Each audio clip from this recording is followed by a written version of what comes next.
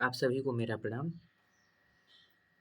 इसके पहले के वीडियो लेक्चर में हमने प्रमुख काव्यशास्त्रीय ग्रंथ का अध्ययन किया था, जहाँ से परीक्षा में 1 से 2 प्रश्न देखने को मिल सकते हैं। आज के इस वीडियो लेक्चर में हम संस्कृत काव्य लक्षण का अध्ययन करेंगे और साथ ही साथ पूर्व में आए हुए प्रश्नों का भी अध्ययन करेंगे कि किस प्रकार प्रमुख काव्यशास्त्रीय ग्रंथ से और संस्कृत काव्य लक्षण से कैसे प्रश्न अभी तक पूछे गए हैं। तो आइए सबसे पहले बात करते हैं कि काव्य लक्षण। देखिए, काव्य के अनेक लक्षण विद्वानों, कवियों और सहृदयों ने दिए हैं। ये लक्षण अगणित हैं। काव्य का स्वरूप यद्यपि इन लक्षणों में बध नहीं पाता, फिर भी इन लक्षणों के अध्ययन से हम उसके विविध रूपों और तत्वों को हृदयगम कर सकते हैं। आइए संस्कृत आचार्यों द्वारा दिए गए काव्य लक्षणों का अध्ययन करते हैं। देखिए, सबसे पहले जो है भरत मुनि ने क्या किया, अपने नाट्यशास्त्र ग्रंथ में काव्य लक्षण दिया। हालांकि वो जो काव्य लक्षण उन्होंने दिया वो काव्य का काव्य लक्षण नहीं था, बल्कि वो नाटक में काव्य की स्थिति का स्पष्टीकरण करते हुए उन्होंने कहा कि मृदुललित पदाद्यम गूढ़ शब्दार्थहीनम जनपद सुख बोध्यम युक्तिमनृत्योज्यम बहुरसकृत मार्ग संधि संधान युक्तम स भवति शुभ काव्यम नाटक प्रेक्षकाणाम। तो स्पष्ट है कि इन्होंने नाटक के अंतर्गत प्राप्त काव्य के तत्वों का निरूपण किया। अंतिम लाइन आती है, स भवति शुभ काव्यम नाटक प्रेक्षकाणाम। फिर इसके तत्पश्चात परिभाषा आती है जो अग्नि पुराण की है कि संक्षेपा द्वाक्यमिष्टार्थ व्यवच्छिन्ना पदावली काव्यम स्फुरदलंकारम गुणदोष वर्जितम। फिर अब आता है हमारा जो है परिभाषा कि इसका अर्थ क्या हुआ। तो संक्षेप में इष्ट अर्थ को प्रकट करने वाली पदावली से युक्त ऐसा वाक्य काव्य है जिसमें अलंकार प्रकट हो और जो दोष रहित और गुण युक्त हो। इस परिभाषा में हम देखें यदि तो 5 बातें स्पष्ट रूप से सामने आती हैं। पहला है इष्टार्थ, संक्षिप्त वाक्य, अलंकार, गुण और दोष। ठीक, अब हम आते हैं अपने इस टॉपिक के मुख्य बिंदु पे। कह रहे हैं कि काव्य की परिभाषा ही क्या है? काव्य की परिभाषा ही काव्य लक्षण है। आचार्यों ने 3 आधारों पर काव्य लक्षणों को विभाजित किया है, शब्द और अर्थ द्वारा, केवल शब्द द्वारा, रस और ध्वनि द्वारा। तो काव्य की जो परिभाषा है वो क्या है? काव्य लक्षण है। ठीक, अब हम देखते हैं कि संस्कृत के काव्य लक्षण और ये काव्य लक्षण किस विद्वान ने दिया, उनका नाम। क्योंकि परीक्षा में ऐसे ही प्रश्न आते हैं, वो चाहे मिलान के लिया जाए, वो चाहे सीधे पूछ लें कि इसे पूछ लें कि शब्दार्थो सहितो काव्यम गद्यम पद्यम च तद्विधा, किस आचार्य का कथन है या ठीक है। तो हम आसानी से यदि हमारा तैयार रहेगा तो ये हम सही कर लेंगे प्रश्न। तो आते हैं, सबसे पहले देखिए ध्यान दीजिए, भरत मुनि ने क्या किया, अपने नाट्य शास्त्र में नाटक के तत्वों की बात की है, जो नाटक के अंतर्गत काव्य के तत्व हैं उनकी बात की। फिर हमने अग्निपुराण की परिभाषा पढ़ी, उसके तत्पश्चात अब हम भामह की परिभाषा लेंगे। ठीक, और हम ध्यान देंगे, भामह कहते हैं कि शब्दार्थो सहितो काव्यम। इसका अर्थ क्या हुआ कि शब्द और अर्थ का संयोग काव्य है। शब्द और अर्थ का संयोग क्या है? शब्द और अर्थ का संयोग काव्य है। बहुत इम्पॉर्टेंट है, बहुत आसान और बहुत इम्पॉर्टेंट, बहुत चर्चित प्रश्न है ये कि शब्दार्थो सहितो काव्यम किसका कथन है? तो भामह का। तीनों ने क्या बताया कि शब्द और अर्थ का संयोग काव्य है। अब हम देखिए यदि तो क्या हुआ कि इसमें दोष आ गया। ठीक है, जैसे ही इन्होंने परिभाषा दिया, अगर ये परिभाषा ही एकदम सही होती तो इस पे फिर आगे विद्वानों ने बात ही नहीं किया होता। तो जब हम ये बात करते हैं कि जैसे ये परिभाषा अत्यंत व्यापक हो जाती है, क्यों? क्योंकि इस क्षेत्र में काव्य के अतिरिक्त शास्त्र, इतिहास, वार्तालाप आदि सभी आ सकते हैं। ठीक है? इससे इसमें जो है अतिव्याप्ति का दोष होता है। यह भी काव्य के अंतर्गत व्यापक और व्यास स्वरूप का स्पष्टीकरण करती है। ठीक? जैसे अब शब्द और अर्थ का संयोग काव्य है, ये परिभाषा उचित नहीं होती है, क्योंकि शब्द और अर्थ, जैसे कहीं भी आपको शब्द और अर्थ मिल गए तो क्या वो काव्य हो गया? तो इसलिए इसमें अतिव्याप्ति की दोष है। फिर हम बात करें डंडी की परिभाषा। ठीक? तो देखिए, डंडी की परिभाषा अत्यंत महत्वपूर्ण है। डंडी कहते हैं कि शरीरम तावदिष्टार्थ व्यवच्छिन्ना पदावली। इसका अर्थ क्या है? इसका अर्थ ये है कि इष्ट अर्थ को प्रकट करने वाली पदावली तो शरीर मात्र है। ठीक है? इष्ट अर्थ को प्रकट करने वाली पदावली तो शरीर मात्र है। यह परिभाषा किसने दिया? तो यह परिभाषा आचार्य डंडी ने दिया। इसके साथ हम एक काम और करते हैं कि यहाँ हम लोग जो काव्यशास्त्री ग्रंथ था उनके समय का रिवीजन करते हैं विद्वानों के। जैसे भामह कब के थे? 6वीं सदी के थे। ठीक? फिर डंडी कब के थे? हमें याद है कि डंडी 7वीं सदी के थे। ठीक है? ये अत्यंत महत्वपूर्ण है इनका समय। एक प्रश्न मैं आपको दिखाऊंगा कि इनके समय से पूछा है। फिर हम जब आते हैं आगे, तो अगली परिभाषा वामन की है। वामन कहते हैं कि काव्य शब्दोऽयं गुणावलंकार संस्कृतयो शब्दार्थयो वर्तते। ठीक?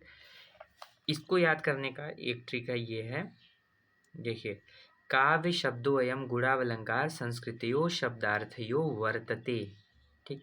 वर्तते, और देखिए लास्ट में वर्तते, और ये कथन किसका है? वामन का है। देखिए, चीज़ें एकदम कंठस्थ नहीं हो सकती हैं, तो इनको थोड़ा सा दिमाग लगा के हमें याद करना होगा, क्योंकि हिंदी में रटने के लिए बहुत कुछ है, और आप परीक्षा में एक प्रेशर होता है, हर चीज़ रट के नहीं सही कर सकते हैं जब तक आप खुद अपना दिमाग नहीं लगाएंगे। थोड़ा सा ट्रिक लगाना पड़ेगा। फिर देखिए क्या बोलते हैं वामन कि काव्य शब्दोऽयं गुणावलंकार संस्कृतयो शब्दार्थयो वर्तते। देखिए, हमें कहीं मिल जाए कि शब्दार्थयो वर्तते, वर्तते वामन। ठीक है? हमें प्रश्न सही कर लेना है यहाँ से। फिर हम आगे ध्यान देते हैं तो रुद्रट की परिभाषा आती है कि ननु शब्दार्थो काव्यम, ननु शब्दार्थो काव्यम।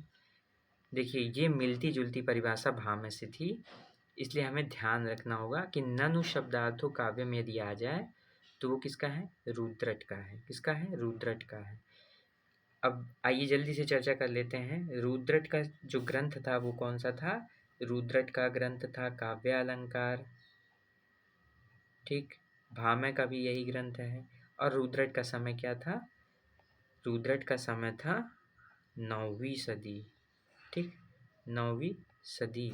वामन का क्या समय था? वामन का समय था 8वीं सदी। ठीक? फिर हम आगे जब आते हैं तो समुद्रबंध ने परिभाषा दिया कि इह विशिष्टो शब्दार्थो काव्यम समुद्र बंध। देखिए, 3 परिभाषा एकदम मिलती जुलती है।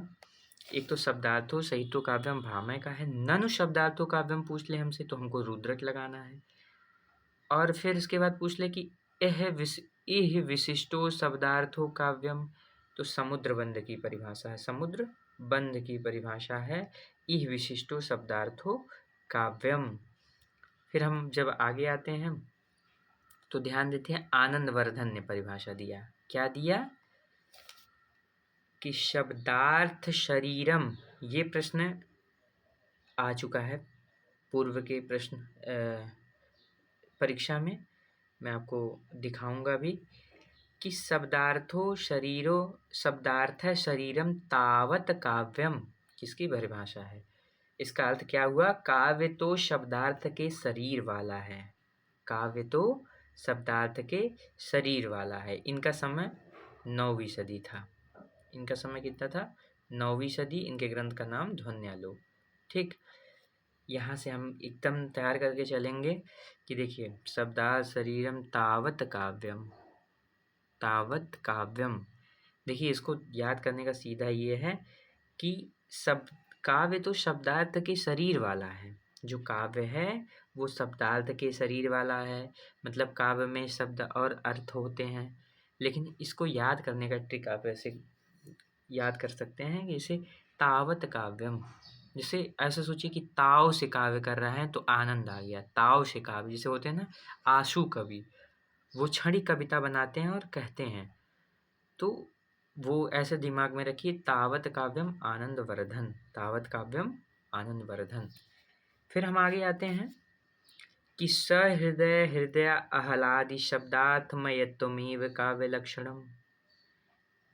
सहृदय हृदय आह्लादि शब्दार्थमयत्वमेव काव्य लक्षणम किसका है? आनंदवर्धन का है। इनका समय 9वीं सदी। देखिए, सहृदय हृदया आह्लादि शब्दार्थमयत्वमेव काव्य लक्षणम। अब यहाँ से आप इसको पकड़ सकते हैं कि सहृदय हृदया आह्लादि, हृदय, इसको देखिए दिमाग ये लगाइए कि सहृदय हृदया आह्लादि, आह्लाद आया, आह्लाद से आनंद, आह्लाद से आप आनंद, आह्लाद से आनंद। देखिए ये चीज़ें याद करने के लिए हैं, ये ट्रिक बार बार मैं कह रहा हूँ केवल याद करने के लिए है कि सहृदय हृदय आह्लादि शब्दार्थमयत्वमेव काव्य लक्षणम। ये परिभाषा किसने दिया? आनंद वर्धन ने दिया। ठीक, फिर हम जब आगे आते हैं तो हम देखते हैं कि राजशेखर, जिनका समय 10वीं शती है और इनके ग्रंथ का क्या नाम है? काव्य मीमांसा। काव्य शास्त्री ग्रंथ का नाम क्या है इनके? काव्य मीमांसा। तो राजशेखर क्या कहते हैं? कहते हैं कि शब्दात योयर्वथावत सहभावीन विद्या साहित्य विद्या। क्या कहते हैं कि शब्दात योयर्थ भाव भावीन विद्या साहित्य विद्या। ठीक, देखिए अब यहाँ से हम जो है विद्या साहित्य विद्या, हम यहाँ से ये ट्रिक लगा सकते हैं कि विद्या साहित्य विद्या, विद्या और साहित्य विद्या। राज कौन करेगा? जिसके पास विद्या होगी। और किसकी विद्या होगी? साहित्य की विद्या होगी। जिनके साहित्य के प्रश्न सही होंगे वही राज करेगा। तो विद्या साहित्य विद्या, विद्या साहित्य विद्या, तो राजशेखर। ठीक, फिर आगे की परिभाषा है कि शब्दार्थो ते शरीरम रसात्मा। देखिए दोनों परिभाषा है इनका बहुत महत्वपूर्ण है और ये प्रश्न आ चुका है, मैं देखा हूँ पूर्व के परीक्षाओं में। और ये अगला है कि शब्दार्थो ते शरीरम रसात्मा, किसका कथन है? ये राजशेखर ने परिभाषित किया कि शब्दार्थो ते शरीरम रसात्मा। फिर हम आते हैं कुंतक की परिभाषा पे। ठीक, कुंतक क्या कहते हैं? कुंतक कहते हैं कि शब्दार्थो सहितो वक्र कवि व्यापार शालिनी बंधे व्यवस्थितो काव्य तद्विदा आह्लादकारिणी। ठीक, शब्दार्थो सहितो वक्र कवि व्यापार शालिनी बंधे व्यवस्थितो काव्यम तद्विदा आह्लादकारिणी। तो इसका क्या अर्थ हुआ? उन्होंने कहा कि वक्र व्यापारशाली और किसी सूत्र में व्यवस्थित शब्दार्थ काव्य है। वक्र व्यापारशाली और किसी सूत्र में व्यवस्थित शब्दार्थ क्या है? काव्य है। देखिए इसको हम कैसे याद कर सकते हैं? देखिए वक्र कवि व्यापारशालिनी, वक्र, जहाँ वक्र दिखे आपको तुरंत आपको कुंतक लगाना है। वक्र कवि व्यापार शालिनी, ठीक है, वक्र कवि व्यापार शालिनी कुंतक। ठीक, फिर हम आते हैं अगली परिभाषा पे। तो हम देखते हैं, लिखते हैं कि निर्दोष गुणवत काव्य अलंकारैलंकृतम रसान्वितम कवि कुर्वन् कीर्ति प्रीतिम च विन्दति। ठीक है, अब कीर्ति प्रीति दी गई तो ये थोड़ी ना तुरंत वामन मार दीजिए। ठीक, परीक्षा में आपका गलत हो जाएगा। ठीक है, क्योंकि हम जानते हैं वामन कीर्ति प्रीति को क्या माना है? काव्य प्रयोजन माना है। ठीक, लेकिन यहाँ पे हमें ये चीज़ें याद नहीं करनी है, हमें ये ध्यान देना है कि ये भोजराज का है। ठीक, अच्छा एक चीज़ छूट गया कि कुंतक का समय क्या है? तो कुंतक का समय 10वीं शती है और इनके ग्रंथ का नाम वक्रोक्त जीवितम है। इनके ग्रंथ का क्या नाम है? वक्रोक्त जीवितम। फिर हम आते हैं अब भोजराज पे, ठीक, जिनका समय 11वीं सदी है। भोजराज का समय क्या है? 11वीं सदी है। कल इनके ग्रंथों पे हम लोग चर्चा किए थे कि राज कौन करेगा, जिसमें सरस्वती, कंठाभरण और श्रृंगार प्रकाश इनके ग्रंथ है। फिर देखिए इनका ये क्या है, मिलती जुलती परिभाषा किससे? हेमचंद से, ठीक। क्योंकि हेमचंद भी जब परिभाषित करते हैं तो वो कहते हैं आदर्शो सगुणो सालंकारो च शब्दार्थो काव्यम। लेकिन यहाँ हमें क्या देखना है? यहाँ देखना ये है कि भोजराज परिभाषित करते हुए क्या कहते हैं कि निर्दोष गुणवत् काव्य अलंकारैलंकृतं रसान्वितं कवि कुर्वन् कीर्ति प्रीतिं च विन्दति, ठीक। निर्दोष गुणवत् काव्यालंकारैलंकृतं रसान्वितं कवि कुर्वन् कीर्ति प्रीति च विन्दति, ठीक। ये अत्यंत महत्वपूर्ण काव्य लक्षण है। फिर हम आते हैं कि ये परीक्षा में हमको लगता है कि कई बार पूछ चुका है कि तद दोषो शब्दार्थो सगुणावलंकृति पुनः क्वापि, ठीक, पुनः क्वापि। ये परिभाषा मम्मट ने दिया। फिर हम मम्मट का समय ध्यान कर लेते हैं। मम्मट का समय अभी कितना था? 11वीं सदी था, ठीक। देखिए मम्मट ने क्या बताया। मम्मट ने कहा कि तद दोषो शब्दार्थो सगुणावलंकृति पुनः क्वापि, ठीक। यहाँ पर काव्य दोषहीन, गुण युक्त और कभी कभी अलंकार से रहित शब्दार्थ है, ऐसा कहा गया है। क्या है? कभी कभी दोषहीन हो, कभी कभी गुण युक्त हो और कभी कभी अलंकार से रहित शब्दार्थ है, ऐसा कहा गया, ठीक। तो ये परिभाषा अत्यंत महत्वपूर्ण है। देखिए निर्दोषो गुणवत् काव्य अलंकारैलंकृतं रसान्वितं कवि कुर्वन् कीर्ति प्रीति च विन्दति, ये भोजराज का है। यहाँ देखिए जैसे हेमचंद आदोषो कहते हैं, भोजराज निर्दोषों से शुरू करते हैं।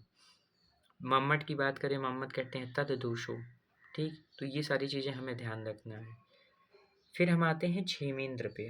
क्षेमेंद्र का समय कितना है? तो हम जानते हैं क्षेमेंद्र भी 11वीं सदी के। इनके ग्रंथ का क्या नाम था? कवि कंठाभरण।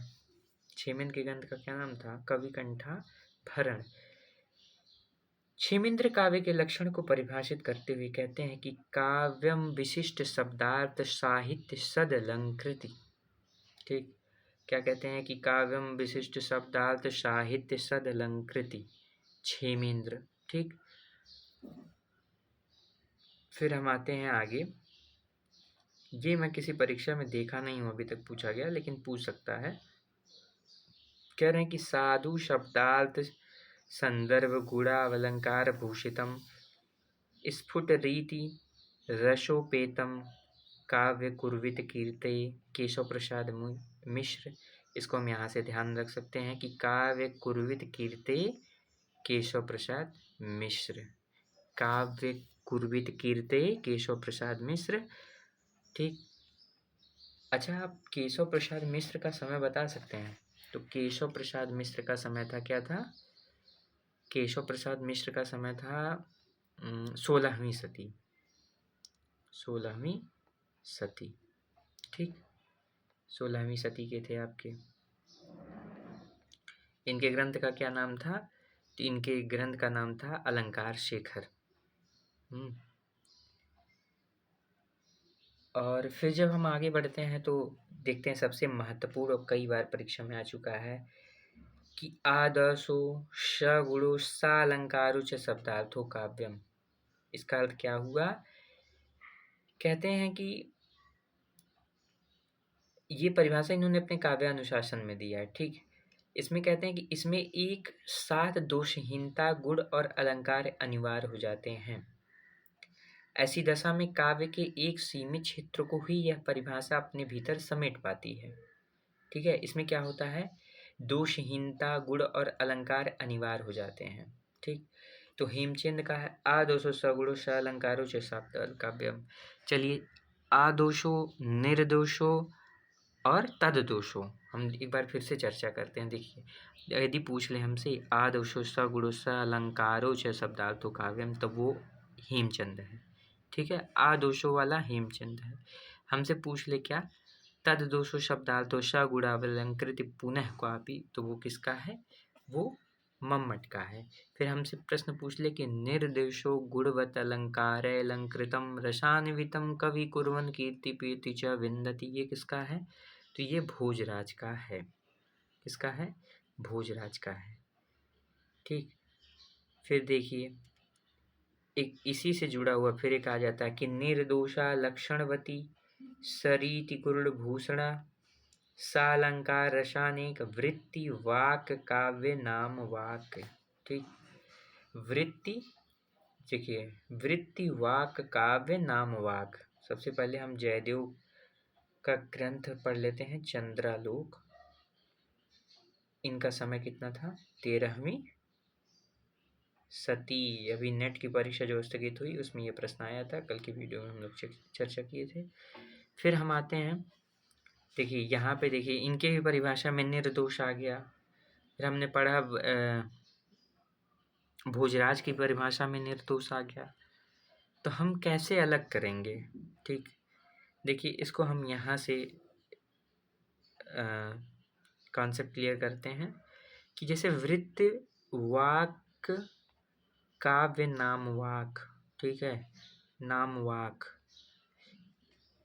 तो ये जो जैसे वृत्ति वाक काव्य नाम वाक्य, देखिए सबका अपना ट्रिक होता है। हमने यहाँ दिमाग लगाया था कि वृत्त वाक काव्य नाम वाक्य, तो काव्य से लगाया था और यहाँ जय से लगाया था। ठीक। और इनका चंद्रालोक है, देखिए चंद्रालोक में क बार बार चंद्रालोक, काव्य नाम वाक, वृत्ति वाक, तो इस टाइप से वाक काव्य वाक, तो इस तरह मैंने दिमाग लगाया था कि चंद्रालोक और वृत्ति वाक काव्य नाम वाक जयदेव। ठीक है। और फिर हम आते हैं सबसे चर्चित और ना जाने कितनी परीक्षाओं में पूछा हुआ प्रश्न, वाक्यम रसात्मक काव्यम। देखिए विश्वनाथ का समय था 14वीं सदी। इनके ग्रंथ का नाम था साहित्य दर्पण। ठीक। इन्होंने क्या कहा? वाक्यम रसात्मक काव्यम। बहुत आसान कि रस युक्त वाक्य काव्य है। परिभाषा कितनी आसान है कि रस युक्त अगर वाक्य है तो वो काव्य है। विश्वनाथ, देखिए आप इसको ऐसे याद कर सकते हैं, वाक्यम वाक्यम, वा से ये शुरू है और ये कथन किसका है? विश्वनाथ का है, वा से ये भी शुरू है। ठीक। वाक्यम रसात्मक काव्यम विश्वनाथ। ठीक। फिर हम आगे आते हैं विद्याधर। अगर हम विद्याधर के समय की बात करें तो विद्याधर थे 13वीं के। इनके ग्रंथ का नाम एकावली हमने बताया था, र। फिर एकावली में भी आगे जो है ए में र की तरह लिखा जाता है। इससे हम कॉन्सेप्ट क्लियर कर सकते हो, क्योंकि एक विद्यानाथ हैं, उनका ग्रंथ था प्रतापरुद्र यशोभूषण। तो वो कहते हैं विद्याधर कि शब्दार्थो वपुरुष शब्दार्थ वपुस्ताक्त काव्यम। क्या कहते हैं कि शब्दार्थो वपुरुष शब्दार्थ वपुस्ताक्त काव्यम। देखिए इसको कैसे हम आ सकते हैं, देखिए वपुरुष वपुस्ताक्त। ठीक। विद्याधर व देखिए ये सारी परिभाषा फिंगर टिप पे करना आसान बात नहीं है, क्योंकि चर्चित तो सबको याद हो जाता है, लेकिन ये सारी जो परिभाषा हैं जैसे शब्दार्थो वपुरुष शब्दार्थ वपुस्ताक्त काव्यम, इसको आप रट के भी कुछ बेहतर नहीं कर पाएंगे, क्योंकि कहीं कहीं पूछेगा। तो बहुत चीज़ें याद करने का कोई मतलब नहीं है, यहाँ बस इतना दिमाग लगा लीजिए कि वपुरस्य, ठीक, वपुस्ताक्त, ठीक, विद्याधर एकावली। विद्याधर का समय हम ध्यान कर दे तो 13वीं सदी के थे। फिर हम आते हैं जो बहुत चर्चित और ये भी प्रश्न कई बार परीक्षाओं में, ठीक, क्या है कि रमणीयाद प्रतिपादक शब्द काव्यम। इसका अर्थ क्या है? रमणीय अर्थ का प्रतिपादन करने वाला शब्द क्या है? काव्य है। ठीक। रमणीय अर्थ का प्रतिपादन करने वाला जो शब्द है वो काव्य है। ये किसने कहा? जगन्नाथ ने कहा। जगन्नाथ को ही पंडित राज जगन्नाथ कहते हैं। इनके ग्रंथ का नाम रस गंगाधर है और इनका समय कब है? इनका समय 17वीं सदी है। ठीक। 17वीं सदी है, 17वीं सदी है। देखिए डॉक्टर भगीरथ मिश्र जो काव्यशास्त्र पर बहुत ज़्यादा काम किए, उन्होंने अपने काव्यशास्त्री ग्रंथ में भी ये बताया, जो उनका भारतीय काव्यशास्त्र नाम से पुस्तक आता है, उसमें उन्होंने स्वयं जो है काव्य लक्षण की परिभाषा दी। क्या? कि शब्द, अर्थ अथवा दोनों की रमणीयता से युक्त वाक्य रचना को काव्य कहते हैं। ठीक है, यदि कभी पूछ ले प्रश्न, भगीरथ मिश्र ने क्या दिया, पूछ सकता है, क्योंकि जो भी पेपर बनाने वाले लोग हैं वो ऑथेंटिक बुक पढ़ते हैं। और भगीरथ मिश्र, मुझे लगता है काव्यशास्त्र में तारकनाथ पाली हों और भगीरथ मिश्र हों और योगेंद्र प्रताप सिंह, ये महत्वपूर्ण पुस्तकें हैं, लेकिन ज़्यादातर जो पेपर बनाने वाले एग्जामिनर हैं वो भारतीय काव्यशास्त्र भगीरथ मिश्र के पढ़ के बनाते हैं। तो पूछ सकता है कि शब्द और अर्थ अथवा दोनों की रमणीयता से युक्त वाक्य रचना को काव्य कहते हैं, परिभाषा किसने दिया? तो यह परिभाषा भगीरथ मिश्र का है कि शब्द और अर्थ अथवा दोनों से युक्त, दोनों की रमणीयता से युक्त वाक्य रचना को काव्य कहते हैं। आइए अब हम लोग कुछ प्रश्नों पर चर्चा करते हैं जो पूर्व में पूछ लिए गए हैं। ठीक, देखिए अभी हम लोगों ने इस पर चर्चा किया था। देखिए आदोषो, सादोषो, निर्दोषो, ये कितनी बार हम लोगों ने पढ़ा? तो निर्दोषो भोजराज, निर्दोषो, और फिर आदोषो हेमचंद का हमने पढ़ा था, फिर एक तददोषो पढ़ा था, वो मम्मट का पढ़ा था। ठीक है, और ये प्रश्न क्या है? प्रश्न का किस तरह पूछ रहे हैं? कह रहे हैं कि आदोषो सगुणो सालंकारो च शब्दार्थो काव्यम, यह इनमें से किस आचार्य का दिया हुआ काव्य लक्षण है? देखिए विकल्प एकदम आराम से हम पढ़ेंगे। क्या लिखा है कि वामन, भामह, हेमचंद, कुंतक। ठीक है, तो हमें जो है तुरंत उत्तर पे नहीं आ जाना है कि हमें याद है तो तुरंत मार के, थोड़ा सा ध्यान से, कि जैसे वामन है तो वामन ने तो ऐसी परिभाषा दिया नहीं। ठीक, फिर हम देखिए भामह, भामह का क्या है? शब्दार्थो सहितो काव्यम। फिर हेमचंद का क्या है? तो हेमचंद पे जब हम ध्यान देते हैं तो इनकी परिभाषा तो है ये कि आदर्शो सगुणा सालंकारो से शब्दार्थो काव्यम। फिर कुंतक का ये तो है नहीं, क्योंकि कुंतक की परिभाषा में हम लोगों ने क्या पढ़ा था? कुंतक ने काव्य लक्षण को बताते हुए कहा था क्या? वक्र कवि व्यापार शालिनी वाली जो परिभाषा है वो कुंतक की है। ठीक, तो यहाँ पे हमें उत्तर मिल गया कि हेमचंद।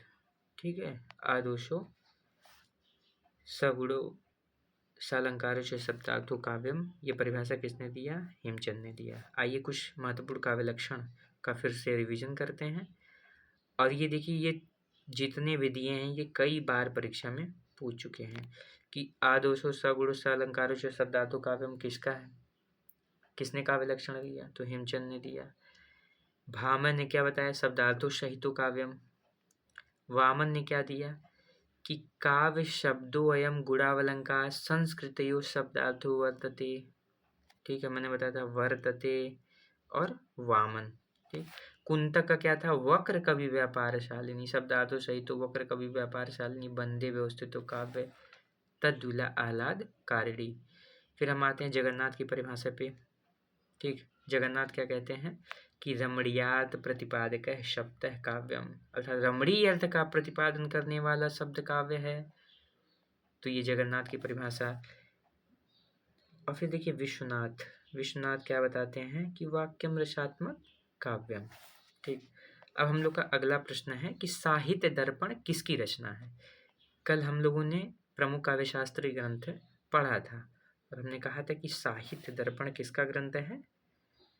तो विकल्प एक दिया पंडित राज जगन्नाथ, ये होगा नहीं। मम्मट इनका है नहीं। अभिनवगुप्त इनका है नहीं। किसका ग्रंथ है? आचार्य विश्वनाथ का। आचार्य विश्वनाथ का साहित्य दर्पण है और आचार्य विश्वनाथ का समय कितना है? 14वीं सदी। 14वीं सदी।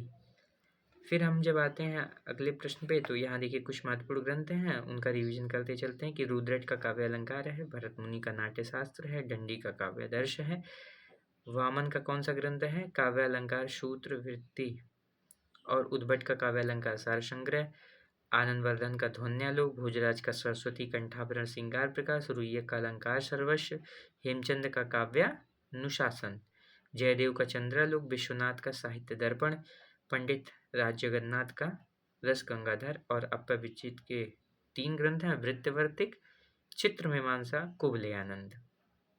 ठीक, देखिए अगले प्रश्न पे हम आते हैं। कल हम लोगों ने इस पे चर्चा की थी। देखिए यूजीसी नेट 2020 और जून 21 दो बार ये प्रश्न रिपीट हो चुका है। कितना महत्वपूर्ण प्रश्न, कह रहे हैं कि भोज निम्नलिखित में से भोजराज की पुस्तक है। ठीक, भोजराज की पुस्तक है अभिनव गुप्त, व्यक्ति विवेक, काव्य कौतुक, श्रृंगार प्रकाश। तो हमें ध्यान है कि सरस्वती कंठाभरण और श्रृंगार प्रकाश ये किसके ग्रंथ हैं, ये भोजराज के ग्रंथ हैं। फिर हम अगले प्रश्न पे आते हैं। देखिए ये मिलान के लिए है, ये भी दो बार रिपीट हो चुका है प्रश्न। देखिए अब हम यहाँ मिलान करते हैं कि राजशेखर के ग्रंथ का क्या नाम है, तो राजशेखर के ग्रंथ का नाम है काव्य मीमांसा। ठीक, फिर हम आते हैं भट्टनायक। भट्टनायक, नायक और हृदय से हमने बात की थी ना, तो हृदय दर्पण। विश्वनाथ, विश्वनाथ का साहित्य दर्पण। अभिनव गुप्त का अभिनव भारती। ठीक, अब देखिए अभिनव भारती के बारे में आप ये जान लीजिए कि जो अभिनव भारती ग्रंथ है वो भरत मुनि के नाट्य शास्त्र पे अभिनव गुप्त ने टीका लिखा था। ठीक है, ये जो है नाट्य शास्त्र पे टीका लिखा था। ठीक, आइए अगले प्रश्न को हल करते हैं। तो ये क्या हो जाएगा, तो राजशेखर का काव्य मीमांसा हम देखें तो पहले का क्या हो जा रहा है, चौथा। ठीक है, तो पहले का चौथा जिस विकल्प में है, ये विकल्प हमें मिल गया क्योंकि और किसी विकल्प में है नहीं, तो ये जो है हमारा प्रश्न सही हो गया। फिर हम आते हैं अगले प्रश्न पे। अगला प्रश्न है, हाँ अब ये देखिए, कह रहे हैं निम्नलिखित में से कौन से 2 ग्रंथ, ठीक है, विशेष रूप से रस से संबंधित हैं। बहुत अच्छा प्रश्न, रस से संबंधित कौन से ग्रंथ हैं। तो देखिए एक तो हम जानते हैं कि धनंजय जो थे 10 रूपक जिनका था 10वीं सदी, इनका ग्रंथ रस से संबंधित है। ठीक है, और एक साहित्य दर्पण, ठीक, ये किससे संबंधित है, रस से संबंधित। अगर हम काव्यदर्श की बात करें, ये किससे संबंधित है, अलंकार से संबंधित ग्रंथ है। किससे, अलंकार से संबंधित ग्रंथ है। ठीक, काव्यदर्श भी किससे संबंधित है, अलंकार से। तो हमें अपने प्रश्न का उत्तर मिल गया कि 10 रूपक और साहित्य दर्पण जो है रस से संबंधित ग्रंथ हैं। फिर अगले प्रश्न पे आते हैं। देखिए मैंने कहा था कि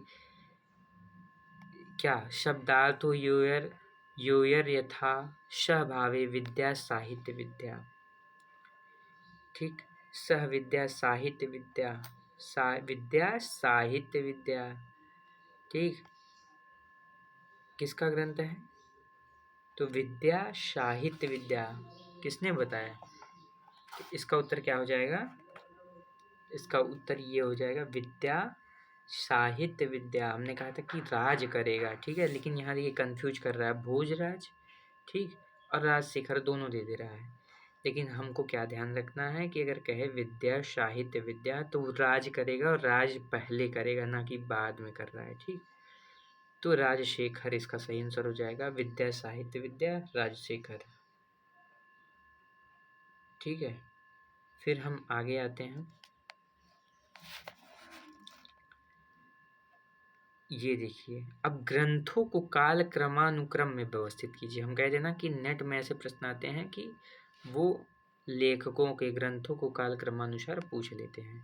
तो हमें जो है सबसे चर्चित ध्यान देना है कि कौन कौन से ग्रंथ हैं और उनका समय क्या हो सकता है, और इसमें थोड़ी भी लापरवाही नहीं करनी क्योंकि ये प्रश्न गलत हो सकते हैं तुरंत। तो हम यदि काव्यादर्श की बात करें तो हम जानते हैं दंडी, डंडी का समय हम लोगों ने कल पढ़ा था कि डंडी कब है, 7वीं सदी में है। ठीक, पहले ऐसे हम लोग देखते हैं जो चर्चित हैं, फिर हम देखते हैं कि काव्य अलंकार सूत्रवृत्ति वामन है, और वामन का समय कितना है, 8वीं सदी है। ठीक, अब देखिए अभिनव गुप्त कब थे, तो हमें पता है अभिनव गुप्त 10वीं शताब्दी में थे। कब थे, अभिनव गुप्त 10वीं शताब्दी में थे। तो अभिनव गुप्त का क्या हो जाएगा, 10वीं शताब्दी। औचित्य विचार चर्चा, ये किसका ग्रंथ है, औचित्य विचार चर्चा। तो ये जो है आपका औचित्य विचार चर्चा क्षेमेंद्र का ग्रंथ है। ठीक है, क्योंकि कवि कंठाभरण भी क्षेमेंद्र का है और औचित्य विचार चर्चा भी क्षेमेंद्र का है। तो क्षेमेंद्र का समय हम ध्यान कर लें, तो क्षेमेंद्र का समय कितना हो गया, 11वीं सदी। तो हम ध्यान देते हैं 11वीं सदी। ठीक, तो क्षेमेंद्र, तो मतलब दूसरा जो विकल्प है वो सबसे अंतिम हो जाएगा। तो देखिए दूसरा उचित विचार चर्चा क्षेमेंद्र 11वीं सदी, ये यहाँ पे है। तो इससे हमें तुरंत उत्तर मिल गया कि पहले पे क्या होगा, काव्यदर 7वीं सदी, फिर तीसरा होगा वामन 8वीं सदी, फिर अभिनव भारती 11वीं सदी, फिर औचित्य विचार चर्चा सबसे अंतिम में 11वीं सदी। किसका है, क्षेमेंद्र का है। क्योंकि क्षेमेंद्र का कवि कंठाभरण है, लेकिन इसके साथ साथ उन्होंने 2-3 और ग्रंथों की रचना की, जैसे औचित्य विचार चर्चा, सुवृत्त तिलक, दशावतार चरित। ठीक है, तो इस पे ध्यान देना होगा हमें। फिर आगे हम आते हैं, तो एक प्रश्न और है कि निम्न में से भोजराज की पुस्तक है, तो श्रृंगार प्रकाश है। ठीक, इन प्रश्नों पे हम लोगों ने पहले चर्चा कर लिया है, ये वही प्रश्न है। ठीक है, तो आज के इस वीडियो लेक्चर में हम लोगों ने क्या पढ़ा, महत्वपूर्ण संस्कृत के काव्य लक्षण और उनसे संबंधित प्रश्न। आगे इसी तरह हम लोग काव्य शास्त्र का एक काव्य शास्त्र को गंभीर रूप से अध्ययन करेंगे। और विश्वास करिए ये वीडियो लेक्चर सभी के लिए अत्यंत लाभकारी होगा, और मैं इसके साथ प्रीवियस ईयर जोड़ के इसको पढ़ाऊँगा। तो इससे आपको ये आभास होता रहेगा कि ये जो मटेरियल है उसमें आप टाइम वेस्ट नहीं कर रहे हैं। ये इससे परीक्षा में प्रश्न आते ही आते हैं। अभी तो मैं कुछ क्वेश्चन दिखाया हूँ, इससे बहुत ढेर सारे प्रश्न हैं। इतने प्रश्न हैं कि 4-5 घंटे अगर हम समय दे दें वीडियो के माध्यम से तो वो कम पड़े हैं। इतनी बार परीक्षाओं में ये पूछे गए हैं। धन्यवाद।